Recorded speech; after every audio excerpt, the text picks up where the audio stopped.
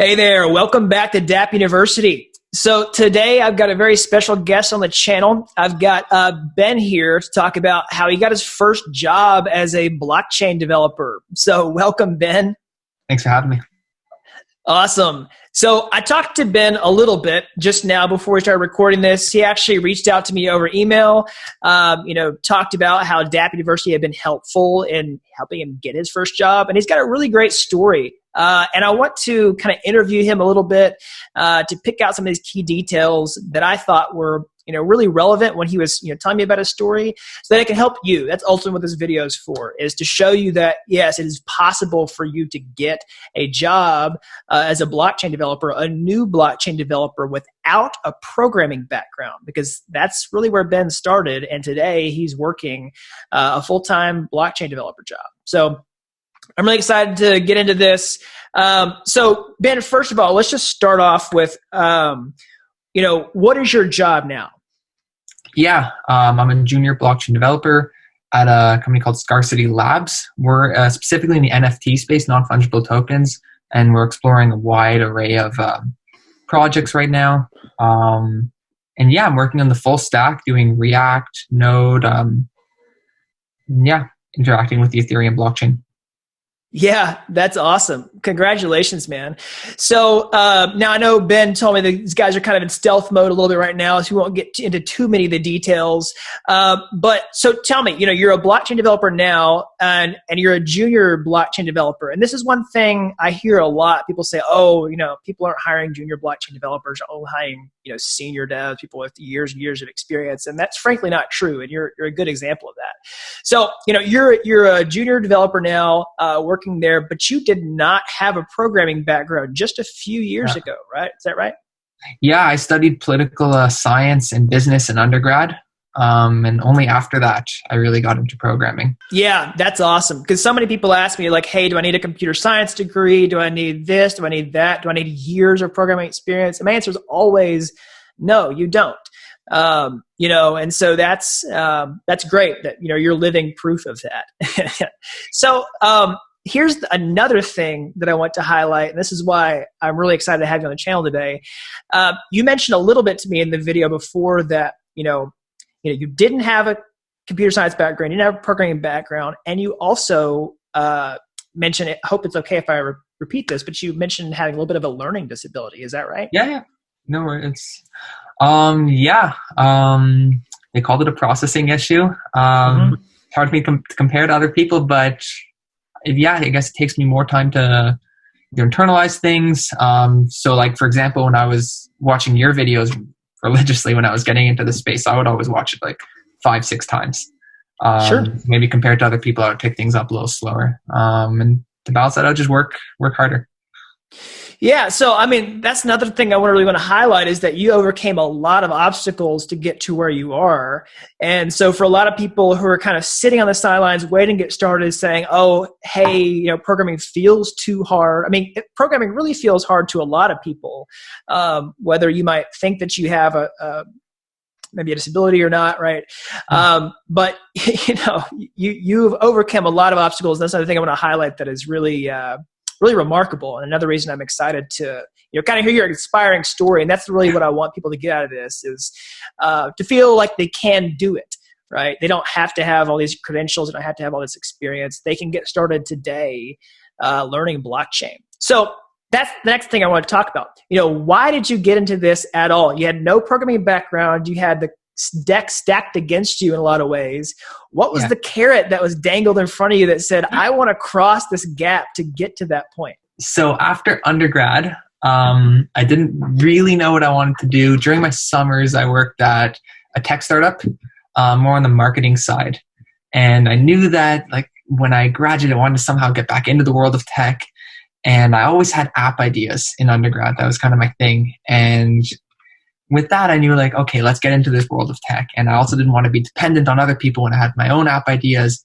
And I basically decided like, let's code. It's such an amazing skill to have.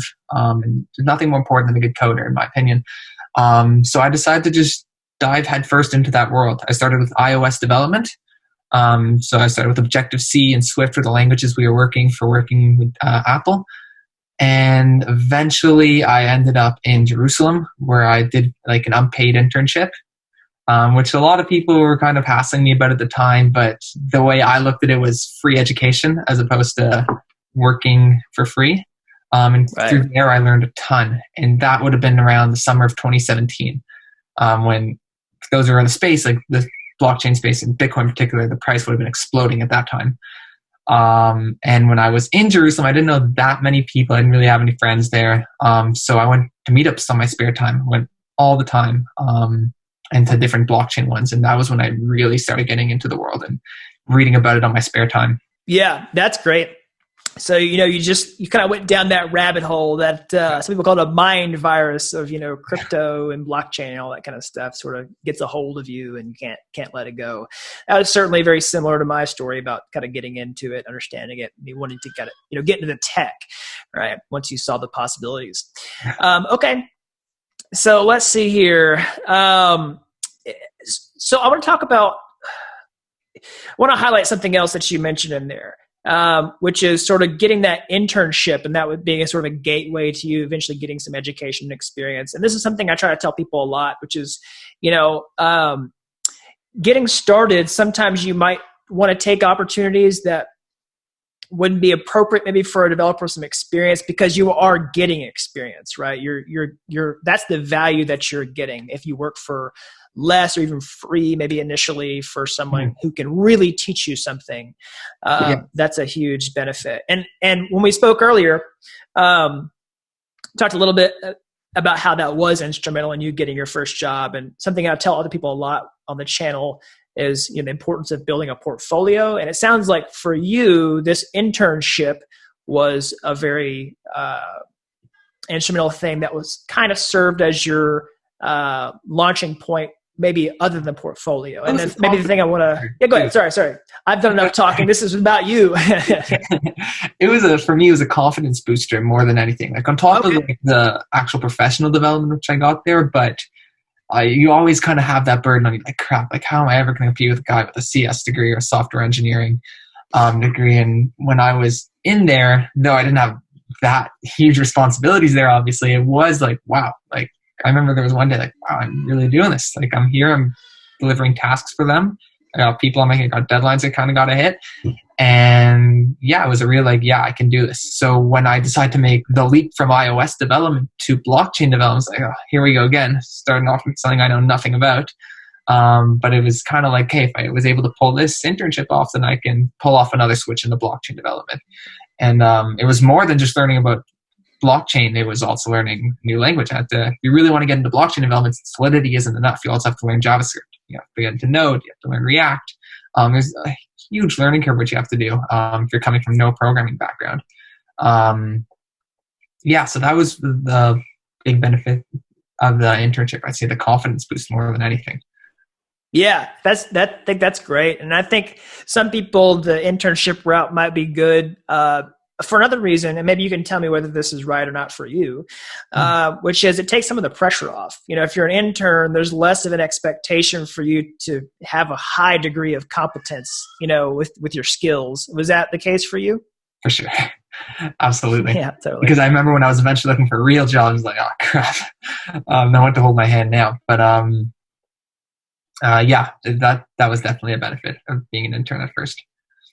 Awesome. Yeah. So tell me a little bit more about the transition from internship to being, a hired developer. Yeah. So when I came back from Jerusalem, would have been around November of 2017, I realized I didn't know anyone in Toronto, the Toronto tech space. So I decided to make my own meetup groups. I made 2 of them, and they both grew. One of them particularly grew like crazy. I got over about 2,000 members in both my groups combined in Toronto. And through those meetup groups, I was able to get my name out there. I was able to meet a lot of people, like some of the speakers we had were some super high profile people. Still running the groups. I obviously had to stop now because of the quarantine, but that really helped me a lot. And I actually ended up meeting the guy who brought me into my current company through the meetup group.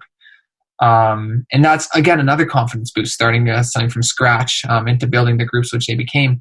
So that really helped a lot. And at the time, I was also getting more into the blockchain development world. I knew I didn't really want to do iOS full time anymore. And that was when I stumbled upon your channel for the first time. I remember some of your early videos, your old studio, we had the guitar in the background. That's right. They're still back there. They're just hiding out in the corner. Yeah. So I remember the ERC20 one that you made. I watched that one several times. Some of the full-fledged Dapp ones. So like the contract plus the front end. I watched those tons of times. And more than that, you also had a lot of non-technical videos. So like, what's it like being a blockchain developer? How can you get into the space? Like kind of like what we're doing now. And those were almost just as helpful, if not more helpful than the technical ones. Nice. Yeah, very cool. I'm glad that helped. And that's the whole point here, is try to help people get into the space and, show them what's possible. So I'm really glad we could do this. So another thing, about the meetups, and I'm actually just remembering this, that meetups were a big deal for me when I was first becoming a programmer. It's how I got my first work as a programmer. So this is before I got into blockchain. I was a programmer and the other stuff before I kind of got into this world. But local meetups were how I got my first work. I started as a freelancer, and was going to meetups and actually met another senior developer who was an independent contractor, and that was the first person to hire me as a developer, where I was getting paid hourly, was to work with him. And so going to those meetups, like you said, you meet high profile people or can meet high profile people. And he was a somewhat high profile person in my community. And, going to the meetups showed them what you can do, so they actually get to witness how you talk, how they interact with you, all kinds of stuff. And it sort of, they can pre-sell yourself. So that the reason I'd say all that is for people who are trying to get their start. If you're able to go to local meetups, of course, right now is a terrible time to go to local meetups because at the time I record this video, we're all quarantined for COVID-19. But yeah, hopefully that helps other people who are watching.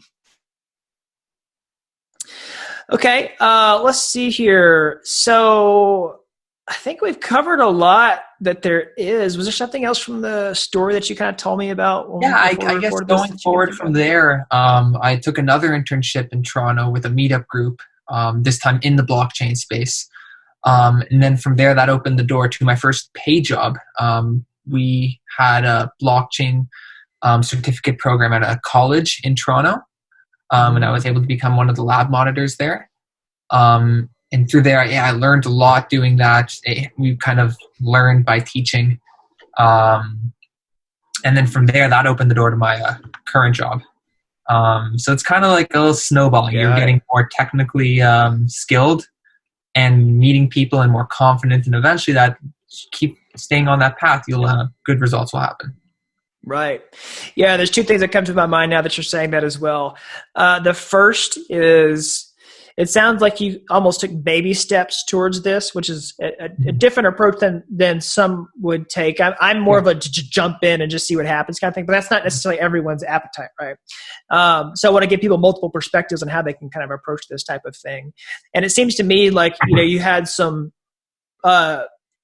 important, but maybe smaller incremental wins, and that those sort of boost your confidence to get to the next thing, Would you say that that's accurate?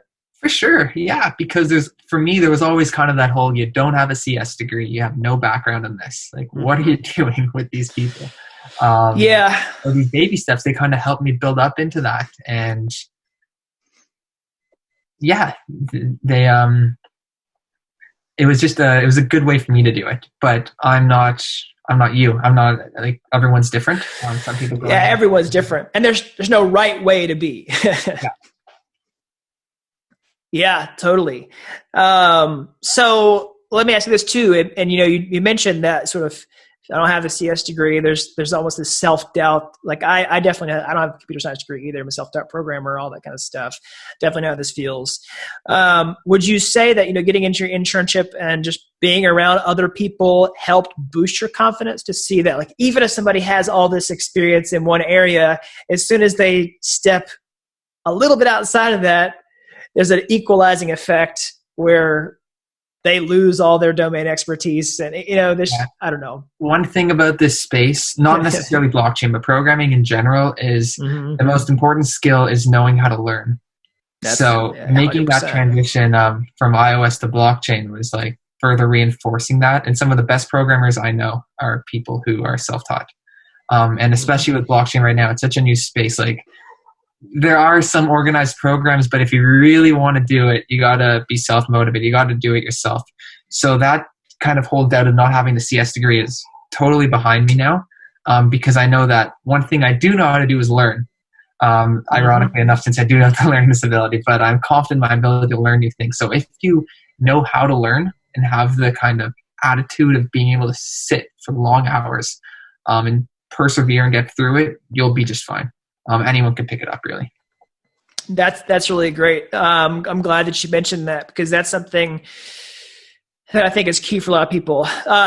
When I've taught a lot of other people to program outside of Dapp University, I was doing this just with people in my personal life who wanted to get into tech before I started this whole thing.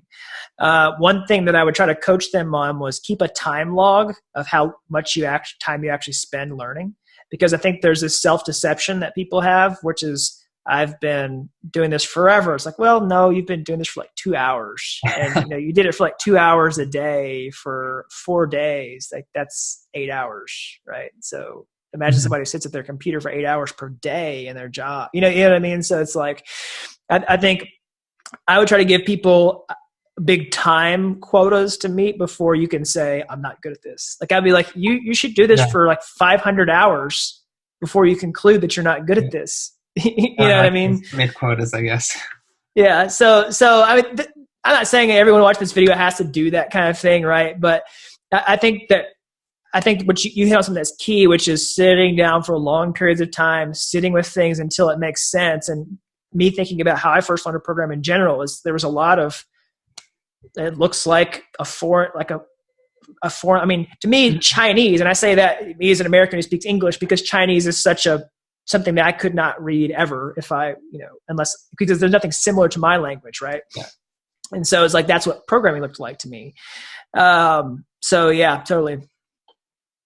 Yeah. And then one other thing I wanted to add for people who are looking to maybe make the transition into blockchain development is that, ironically enough, like, I think it was 2 months ago, maybe, I was at a job fair. And now this time I was the recruiter. I wasn't the person looking for the job, like the first time ever. And I got to kind of be on the other side of that. And one thing which I remember I was looking for at the time in people, and I think people should be aware of this when they're looking for jobs in the space, is that what matters more is your knowledge of blockchain on the theoretical side, almost if not more than the actual technical side. Because a lot of the time you're not really working with Solidity. If you're building dApps, you're working with JavaScript, you're working on the front end or work on the back end, but a lot of people can do that. So what will differentiate you is, do you actually know what a blockchain is? Do you know what it can, and more importantly, cannot do? And yeah. Yeah, I think that's great, because sometimes it's hard to define what is a blockchain developer, right? And so like you may get some experience in blockchain, and then you go work a blockchain developer job that sometimes online, honestly, are listed as back-end developers, right? But then maybe you're working on, I don't know, like a Node.js backend or a Python backend or a Scala backend, maybe Go, or there's lots of things you could be doing where you may never write a smart contract, but you're expected to interact with them and all that kinds of, things like that, to have that knowledge. So I think that's really helpful too. And one last thing I definitely want to call out here is that I hit on this a little bit, but some other stuff that I want to bring up that is helpful to people is you overcame a lot of obstacles, and a lot of this has to do with just your determination and your persistence and a can-do attitude. And you're talking about there wasn't a meetup, so you started a meetup, right? There was all this types of things. It's being a self-starter and all that kind of stuff is a huge